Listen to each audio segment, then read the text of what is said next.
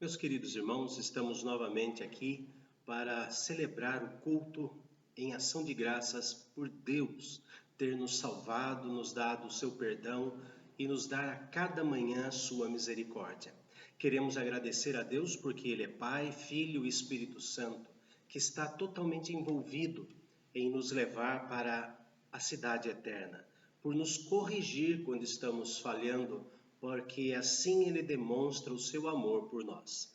Queremos rogar ao Senhor também que Ele esteja edificando tanto os irmãos que estão no templo quanto aqueles que estão em seus lares, junto com suas famílias, para celebrar este culto de gratidão a Deus pela vida eterna.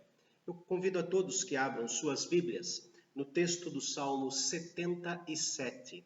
Salmo 77 fala das grandes obras de Deus e de suas misericórdias para conosco. Salmo 77. Nós leremos este salmo daquela forma que temos lido, temos feito a leitura durante essa quarentena. Eu leio os ímpares, os irmãos leem os versículos pares, e o último versículo, versículo 20, nós leremos todos juntos. Salmo 77. Elevo a Deus a minha voz e clamo, elevo a Deus a minha voz para que me atenda.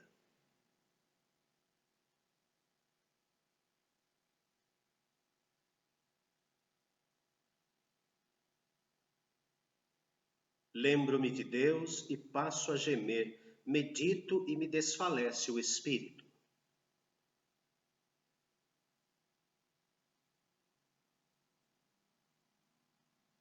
Penso nos dias de outrora, trago à lembrança os anos passados tempos.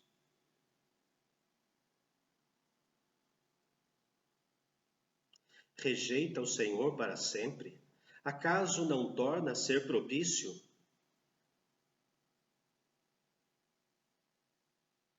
Esqueceu-se Deus de ser benigno? Ou na sua ira terá ele reprimido as suas misericórdias?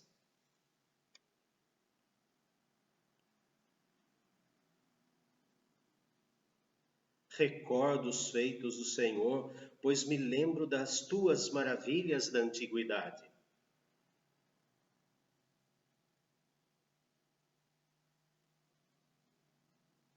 O teu caminho, ó Deus, é de santidade. Que Deus é tão grande como o nosso Deus?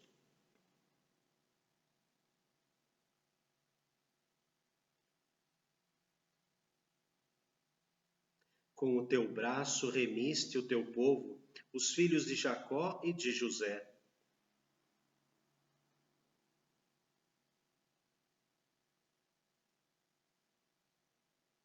Grossas nuvens se desfizeram em água, houve trovões nos espaços, também as suas setas cruzaram de uma parte para outra.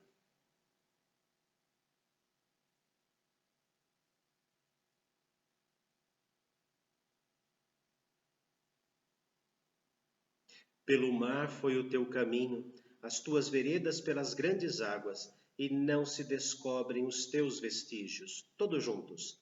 O teu povo tu o conduziste, como rebanho, pelas mãos de Moisés e de Arão. Vemos a manifestação do perdão, da misericórdia de Deus, do socorro do nosso Deus, um socorro muito presente na vida do povo de Israel, e recordando tudo isso que Deus fez lá no passado, e sabendo que Ele é o mesmo ontem, hoje e será para todo sempre, nós temos alegria de reconhecer que Deus providenciou todas as coisas. A princípio, o povo ficou um tanto quanto assustado quando viu o mar diante de si e atrás o exército dos egípcios, mas pela providência divina, Deus fez o espetacular. Deus fez um vento abrir o mar vermelho e o povo passou a pés enxutos. Este é o nosso Deus, este é o Deus da providência, este é o Deus que coloca sobre nós a sua graça, a sua misericórdia, o seu perdão. Ele nos guia, nos corrige, porque mostra o quanto nos ama. Ó Deus, ó providência, com teu real poder, trouxeste à existência o mundo, todo ser, e a tudo que criaste com benfazeja mão, com uma mão muito boa, forte e ao mesmo tempo afetuosa, as bênçãos não negaste da tua proteção. Eterno Deus, ó Deus sem par, a criação com gratidão te vem louvar. Nos céus teu nome aclamam, os astros que são teus, a terra e o mar proclamam, és o nosso Deus. Este é o texto do hino de número 30.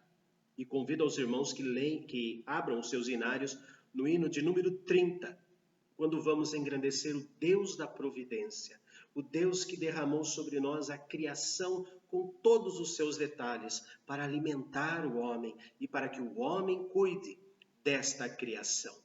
Deus é o Criador e nós somos os agentes da proteção da criação que Ele achou por bem colocar sobre nós essa responsabilidade. Hino de número 30 para o louvor de Deus, providência divina no ato da criação. Louvemos a Deus.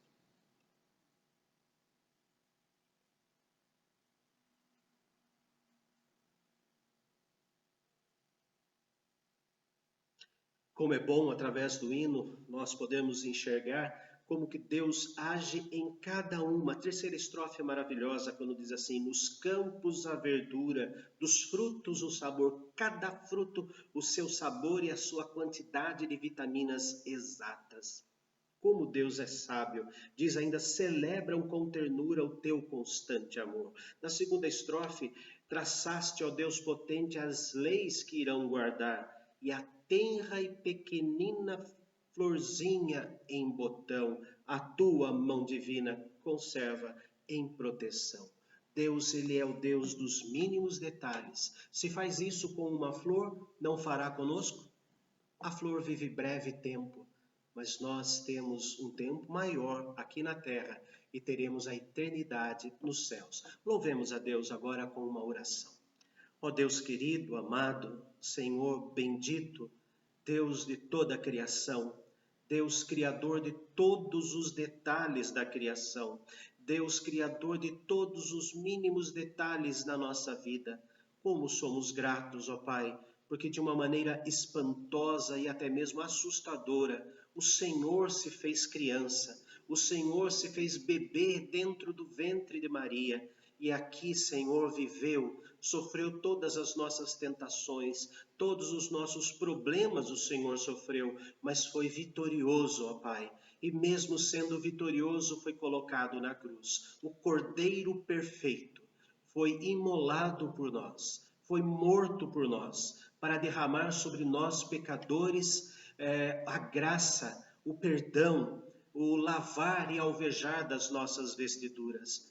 Como somos agradecidos porque o Senhor não ficou preso na sepultura, nem mesmo a sepultura de pedras resistiu ao teu poder, e assim ela se desfez, e o Senhor, rompendo a morte, se tornou ressurreto.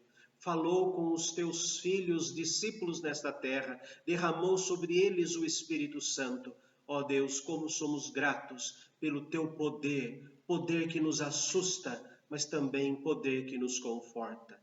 Recebe, Senhor, toda a graça, recebe, Senhor, todo louvor, toda honra, toda glória que possamos dar neste dia e durante os nossos dias, as nossas vidas, para a tua bendita glória que nós oramos. Amém, Senhor. Vamos para os momentos de cânticos espirituais, louvando ao nosso Deus com todo o nosso coração, com toda a nossa sabedoria, entendendo que Ele está aqui.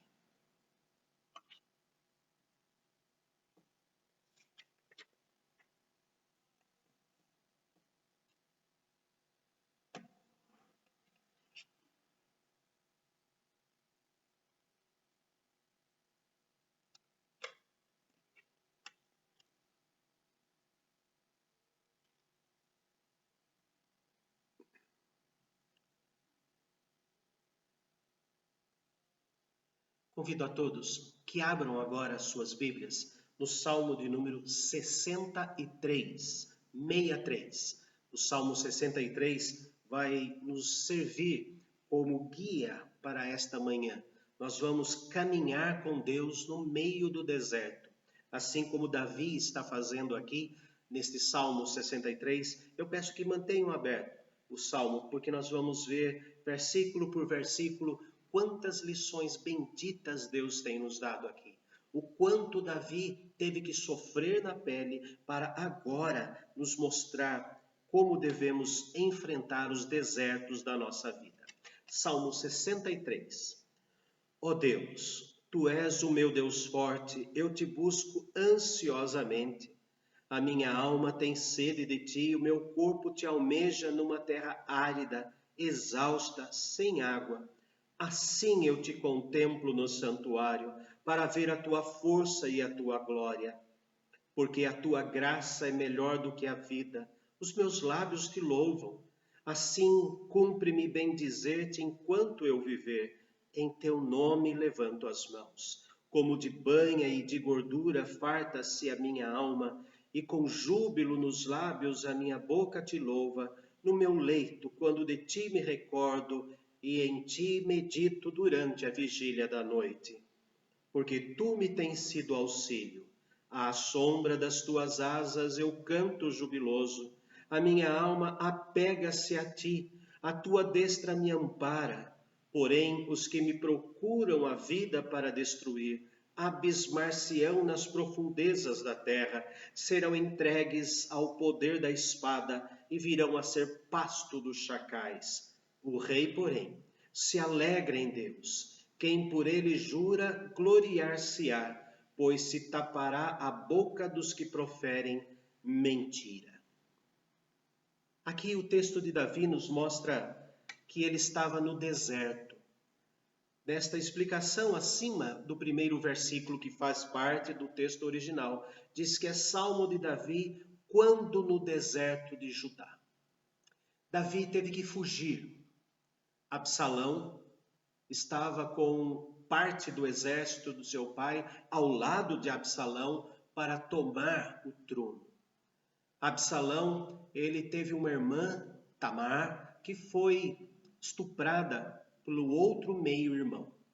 Absalão mata esse outro irmão, meio-irmão, e tenta de todas as formas assumir o trono, porque Davi, seu pai, ao invés de repreender o filho pecador, ainda chorou pela morte deste filho. Absalão, não entendendo isso, que o choro de Davi era por toda aquela circunstância, a filha estuprada, o filho morto, o outro um assassino, Absalão então começa a querer de todas as formas o trono agora. Meu pai não serve mais para reinar sobre Israel. Então Davi, para não matar o seu filho, mas com o dever de fazê-lo, Davi prefere ser levado e vai para o deserto. Nós estamos passando por um deserto. Estamos isolados. Temos que ficar em quarentena. Não podemos andar na nossa cidade de maneira plena. E isso é precaução. Precaução que deve ser seguida com as máscaras, álcool em gel, distanciamento social, porque nós temos que cuidar do templo do Espírito Santo. Sim, não podemos arriscar, não podemos nos contaminar e muito menos contaminar o próximo. Temos que amar a nós mesmos para podermos, na mesma medida, amar o nosso próximo.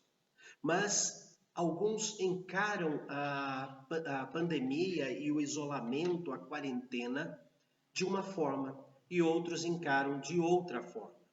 Duas coisas, duas formas diferentes, duas maneiras diferentes podemos encarar uma situação. Deserto.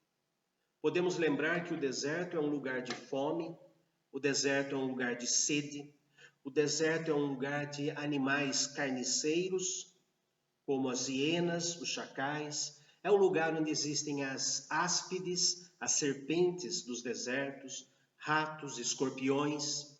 O deserto tem um calor exaustivo, um calor superior a 50 graus durante o dia e um frio durante a noite que beira os 0 graus. No deserto nós não achamos o rumo. E aquela areia que o vento vai mudando, as dunas, não conseguimos traçar um mapa. No deserto também existem armadilhas, como a areia movediça. quando a areia é tão fininha e com o vento ela permanece parada no ar, mas embaixo de si existe um buraco. No deserto é um lugar de sofrimento. O deserto foi um lugar do castigo de Adão e Eva. Para o deserto, o homem separado pelo sumo sacerdote, em Levíticos capítulo 16, depois de fazer o sacrifício dentro do templo, o sumo sacerdote tomava o sangue que descia, que escorria pela tampa da arca da aliança, ia lá, colocava a mão na cabeça do bode e aquele homem levava o bode para o deserto, o bode expiatório.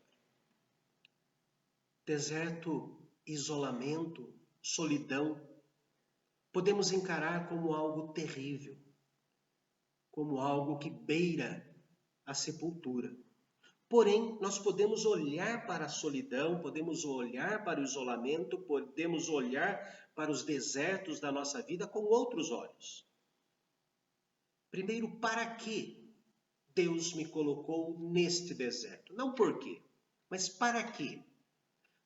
Para que eu me arrependa, para que eu tenha mais tempo com Ele, para que eu tenha tempo para refletir sobre a minha vida, para que eu possa, junto de Deus, em oração, estudo da palavra, desenvolver atos de evangelização, para podermos orar mais, para podermos ter mais forças para enfrentar a vida pós-isolamento social, para renascermos. Para renascermos. Quero lembrar as fases da vida de uma borboleta, como falei há pouco tempo atrás. O casulo é um deserto, um lugar apertado. Nós não podemos ajudar as borboletas rasgando o casulo e libertando a borboleta, porque as suas asas não vão funcionar. As asas precisam ter o exercício, a musculação para romper o casulo, para então poder bater e ela sair voando. Duas maneiras de se enfrentar o isolamento e a quarentena. E eu peço que os irmãos mantenham o Salmo 63 aberto, porque nós vamos caminhar com Deus no deserto onde Ele nos colocou. Como caminhar com Deus no deserto onde Ele nos colocou. Vejamos os 2 primeiros versículos. Ó Deus, Tu tens sido meu Deus forte. Deus forte. Este é o âmago, esta é o cerne, isto é o principal das alianças feita por Abraão em Gênesis 17, e também nós vemos em Hebreus 8, versículo 10, que esta fortaleza que Deus se faz é a razão de ser da aliança. Eu serei o teu Deus e vocês serão o meu povo. Vimos no domingo passado, o Salmo 61, que Deus se mostra como uma caverna no meio da montanha, Deus se mostra como uma torre forte, Deus se mostra dentro do tabernáculo e Deus abre as suas asas para nos proteger. E Davi aqui está nos ensinando que este Deus forte é que ele busca ansiosamente. Se ele busca ansiosamente, é porque dá para conhecer Deus e ele já conhece a Deus. Vemos que a primeira lição que aprendemos aqui é que ele recorre a quem ele já conhece, aos poderes que ele já reconhece que Deus tem. E depois vai nos ensinar o que é louvor. Sim, o que é louvor? Porque buscar a Deus como Deus forte, buscar a Deus ansiosamente, é uma atitude de adoração. Quando mostramos a nossa pequenez e buscamos o refúgio em Deus, nós estamos louvando a Deus por ser Ele o nosso protetor. E vejam de que forma, como Ele usa os aspectos até mesmo negativos do deserto para mostrar como a sua alma está em relação a Deus. A minha alma tem sede de ti, meu corpo te almeja. Ele estava no deserto. numa terra árida, exausta, sem água. Eu comparo, ó Deus, a minha ansiedade em te buscar como aquele peregrino que está totalmente perdido no deserto, sem água, numa terra seca, exausta, sem nada. Eu estou com sede, eu preciso descansar. O meu corpo te almeja. Eu quero descansar em ti. Eu estou cansado, exausto. Veja agora o versículo 2. Assim eu te contemplo no santuário para ver a tua força e a tua glória. Deus é a fonte. Deus é a fonte desta sede que Davi está sentindo. Deus é a fonte desse descanso da terra árida, exausta, em que o seu corpo almeja não apenas matar a sede, mas ter o descanso e a proteção do sol escaldante do deserto. Assim eu te contemplo. Ansiedade por estar no santuário de Deus. Ansiedade por estar junto com os irmãos da fé. Ansiedade que se compara a uma sede no deserto de buscar a Deus para adorá-lo. Vejam comigo, por favor, ali no versículo de número 7. Porque tu me tens sido auxílio, à sombra das tuas asas eu canto jubiloso. Nós vimos no Salmo 61 que asas, a proteção das asas, não está Deus ali, Davi, né, no Salmo 61, diminuindo Deus, a fortaleza, o refúgio de Deus no deserto, como se fosse uma torre preparada, é um pouco mais frágil que uma caverna no meio da montanha. O tabernáculo coberto de peles é mais frágil ainda, mas Deus está lá. E o abraço de uma ave quando protege os seus filhotes. Porque nesse abraço afetuoso, nós temos a imaginação que as penas são frágeis, que os músculos das asas das aves são frágeis, mas ao mesmo tempo que protege, são fortes, protege com carinho. No Salmo 61, Davi busca apenas refúgio ali. Mas agora, no meio do deserto, ele diz que debaixo à sombra dessas asas, dentro do aconchego dessas asas, ele canta jubiloso. Mas ele está no deserto, mas ele canta jubiloso, canta com alegria. Nós enxergamos que no deserto da nossa vida, nós vamos aprender o que é, como é adorar a Deus com ansiedade. Assim eu te contemplo. A minha alma está seca e eu preciso da fonte da água da vida. A minha alma está exausta, eu preciso descansar em ti. A minha alma está totalmente como alguém perdido no deserto e eu preciso ser encontrado pelas asas e embaixo dessas asas, na proteção que o Senhor me dá, eu canto feliz, jubiloso, uma explosão de alegria. Davi está aprendendo no deserto que a dureza do deserto lapida o nosso ato de adoração, o nosso ato de submissão à adoração. Misericórdia quero e não holocausto, e o conhecimento de Deus mais do que sacrifícios. Davi, no deserto da vida, ele deseja imensamente ser útil na adoração. Eu canto jubiloso.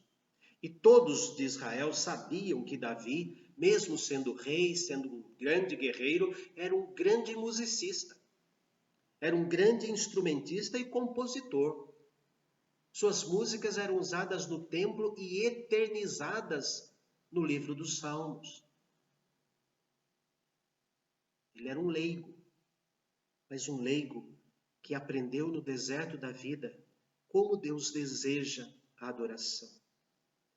Ansiosamente, com sede comparável a uma sede do deserto, eu quero te adorar no santuário.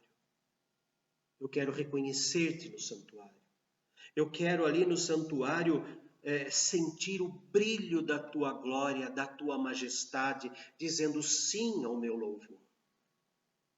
Eu quero receber o calor afetuoso das tuas asas, motivando a minha adoração. Poderíamos ficar o dia todo falando sobre isso, mas temos que ver mais dois aspectos importantes, duas maneiras de olhar o deserto. Primeira delas, o deserto nos ensina a adoração. Versículos 7 e 8. Versículos 7 e 8. Porque tu me tens sido auxílio, à sombra das tuas asas eu canto jubiloso. A minha alma apega-se a ti, a tua destra me ampara. Desprovido de todos os instrumentos de felicidades, que são ilusórios, ele reconhece nesse ato de adoração apenas Deus. Não tem mais nada ali. Não tem mais nada. Ele tem apenas Deus. No deserto, na solidão que Deus nos coloca muitas vezes, Ele nos coloca ali para que possamos reconhecer a nossa pequenez e possamos nos deleitar na grandiosidade de Deus. Ele nos coloca conscientes da nossa fragilidade, conscientes da nossa pequenez. E Ele nos coloca a eficácia de sua força, a eficácia do seu poder. Ele nos coloca ali neste deserto, exatamente para nos deleitar em quem Deus é. Qual é o fim principal do homem? Glorificar a Deus e gozá-lo para sempre, e desfrutar do deleite que Deus nos dá. Vemos aqui no texto ainda Davi, agora retornando ali para o versículo 3 até o versículo 6, nós vemos que neste reconhecimento de quem Deus é, Davi diz assim: porque a tua graça é melhor do que a vida.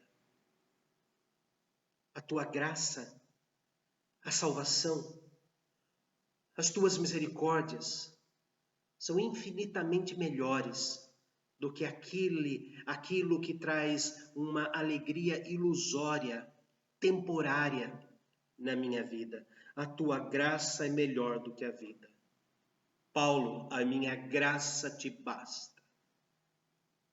Ainda precisamos compreender de uma maneira mais profunda, queridos, o que significa a palavra graça.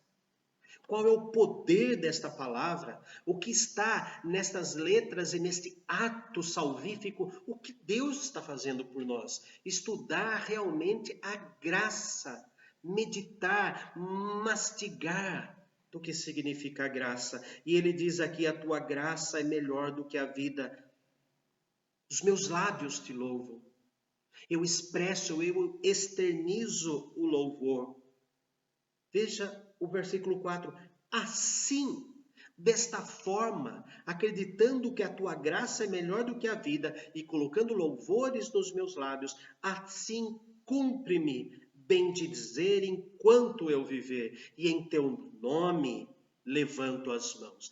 Queridos, levantar as mãos é algo extremamente, não simbólico, mas extremamente profundo, muito mais do que ficar fazendo assim. Eu me rendo em teu nome e para a tua glória, eu me rendo. Eu não vou reagir. Isaías capítulo 6 fala que os anjos com duas asas cobrem o rosto, com duas asas cobrem os pés e com duas ficam voando. Ficam aguardando a ordem. Mas nós não temos asas, nós não temos 6 mãos, 6 braços. Por isso que eu me rendo. Eu não vou reagir enquanto o Senhor não falar que eu preciso reagir. E esta expressão eu me rendo, quer dizer, eu dependo totalmente do Senhor como meu guia, como meu protetor.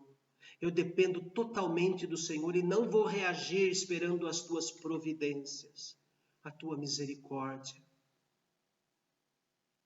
a tua correção. eu me rendo. Todas as vezes que algum cântico espiritual falar sobre levantar as mãos, nós estamos nos rendendo a Deus como aquele que nos guia, que nos dá misericórdia, que nos dá proteção, que nos corrige, que nos coloca de volta no caminho certo. Não é simplesmente um ato orgânico, um ato físico, mas é um ato espiritual. E temos que mostrar depois do culto esse ato espiritual de rendição a Deus. Nos render aos braços do Senhor. Porque se for apenas um ato de um cântico, de um hino, não serve para nada. Não serve para nada. Não é um ato de adoração. O ato de adoração é aquele que nasce no fundo do nosso ser. Eu me rendo a Ti. Pegue na minha mão direita e me guie por este caminho, como Isaías 41 nos fala. Que Deus nos toma pela mão direita e diz, não temas, eu te ajudo. Ele nos ajuda em todas as circunstâncias, inclusive a enfrentar a pandemia, inclusive a enfrentar a quarentena, inclusive a enfrentar qualquer contaminação durante a adoração. Adorar a Deus dentro do corpo de Cristo, queridos. Pensem nisso. Pensem nisso. Continua o texto, versículo 5. Como de banha e de gordura farta-se a minha alma, e com júbilo nos lábios a minha boca te louva. No meu leito, quando de ti me recordo, e em ti medito durante a vigília da noite. Davi está dizendo que o seu louvor é incessante.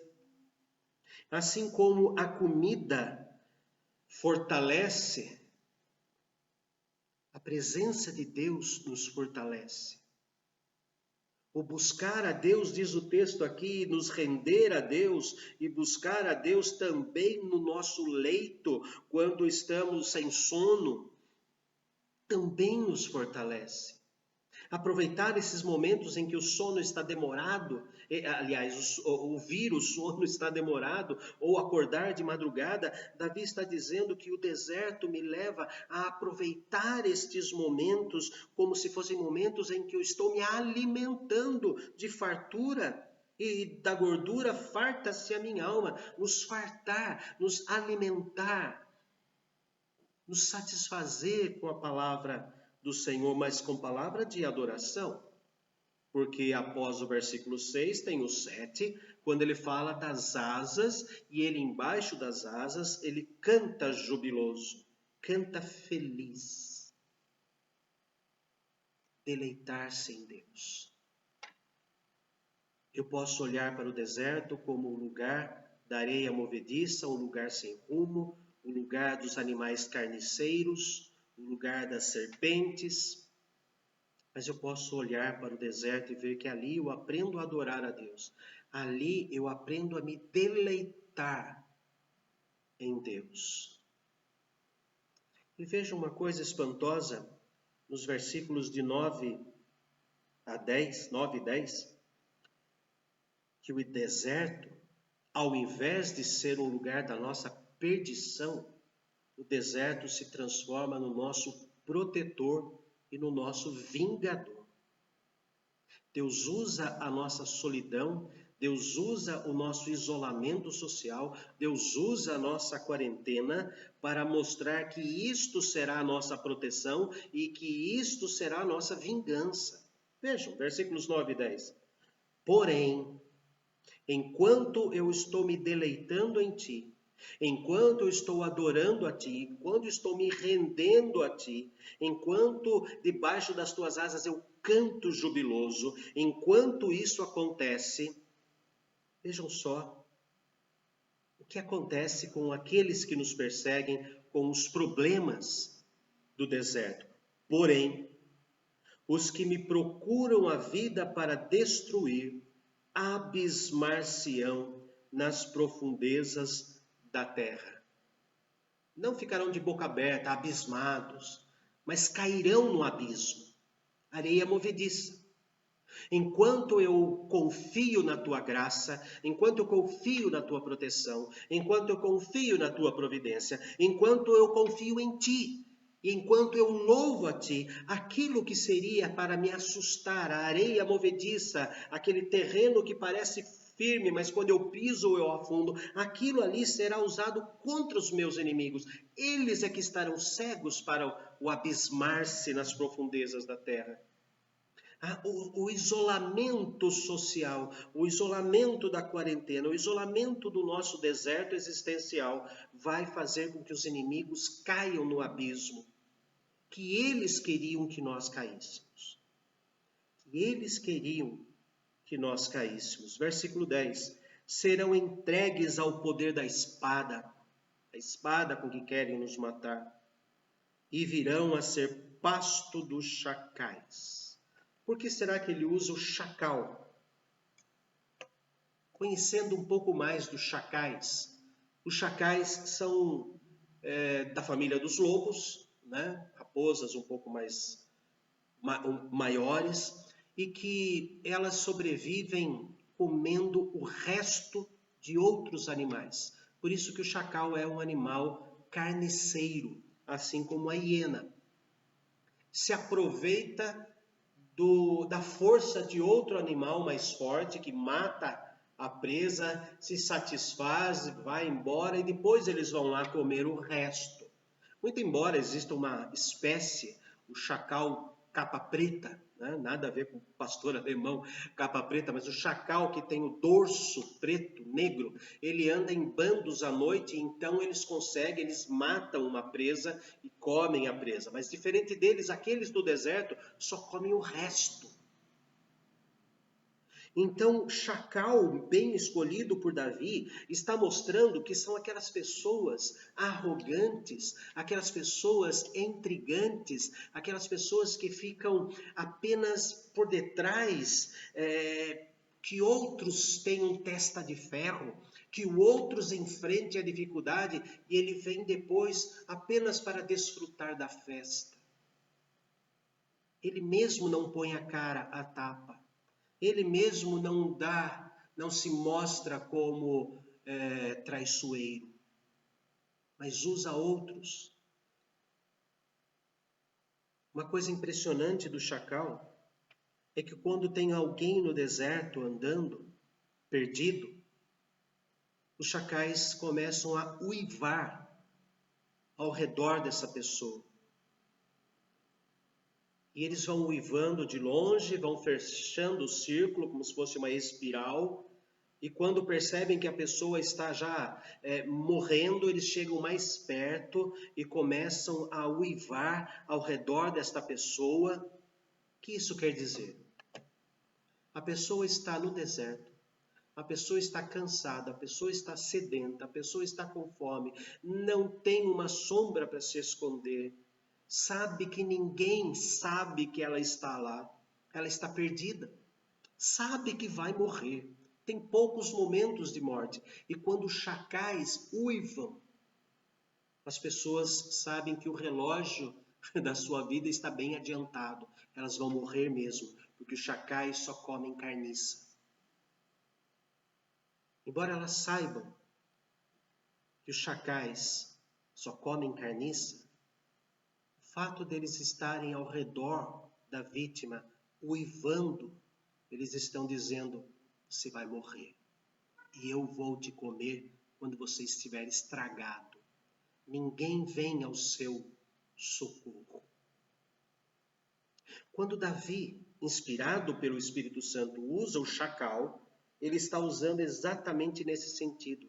Aqueles que ficam ao nosso redor, tentando nos derrubar, tentando tirar a nossa paciência, eles é que vão cair. E os chacais vão devorar. O deserto para nós, quando o nosso deserto se transforma num ato de culto, aqueles que querem contra a nossa vida, abismar-se-ão e serão devorados por aqueles que deveriam nos amedrontar, mas que Deus acaba usando para nos proteger e para a vingança dele. Foi assim. Nós sabemos que no final da vida de Absalão, ele foi morto por causa da sua vaidade. Seus cabelos ficaram presos num galho. Um soldado, um oficial de Davi, jogou a sua lança. Irmãos, como nós estamos enfrentando o nosso deserto? Como está sendo a sua quarentena? Lugar de desespero ou lugar da contemplação da glória de Deus? Lugar de refazer e fortalecer os seus atos de adoração. Lugar onde temos a alegria de perceber que os nossos inimigos acabam sendo transformados em instrumentos de Deus para nossa proteção. Como é o deserto da sua vida? Hino 114.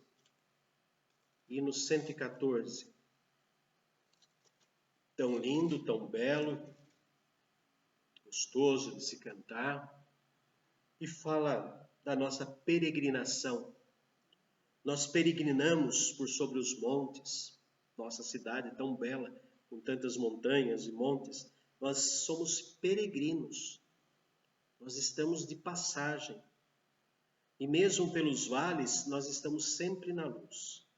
Cristo promete nunca deixar-me, eis-me convosco, disse Jesus.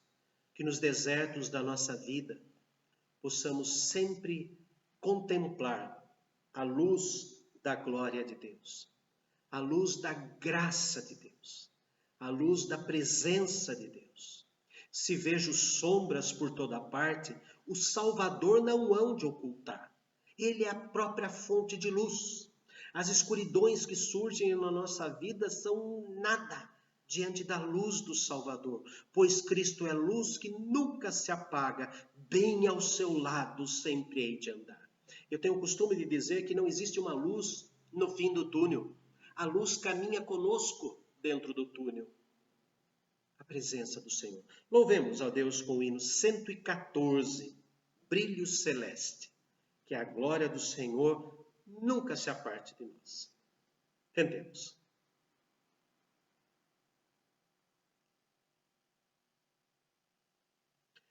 Aleluia, sigo cantando, dando louvores, pois Cristo é meu e eu sou dele.